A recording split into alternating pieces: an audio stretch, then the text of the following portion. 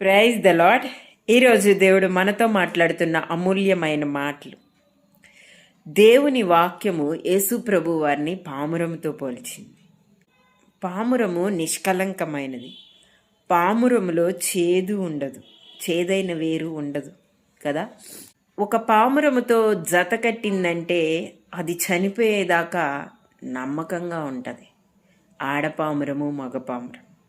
ఒకవేళ మగపామురం చనిపోయిందంటే జీవితాంతము అది వేరే జతల్లోకి వెళ్ళదు. మరి మనం కూడా వివాహమైన నాటి నుంచి నేటి వరకు ఒక స్త్రీతోనే ఉండాలి. ఒక పురుషుడు ఒక స్త్రీతోనే ఉండాలి. ఒక స్త్రీ ఒక పురుషునితోనే ఉండాలి. మరి పరస్త్రీ వ్యామోహం కానీ పరపురుష వ్యామోహం కానీ ఉండకూడదని దేవుని వాక్యం సెలవిస్తుంది.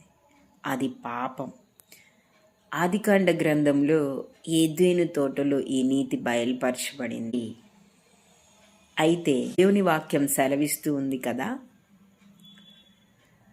పాపంతో నువ్వు సువార్త కూటాలకు రావచ్చు, పాపంతో నువ్వు దేవుని మందిరంలో అడుగు పెట్టచ్చు, కానీ పాపముతో పరలోక రాజ్యములో అడుగు పెట్టలేవు. దేవుడి వాక్యం సెలవిస్తుంది కదా, పరిశుద్ధత లేకుండా ఎవడనూ ప్రభువుని చూడలేడని. మరి పామురం వలె పవిత్రత కలిగి నువ్వు జీవించు. ఆమేన్.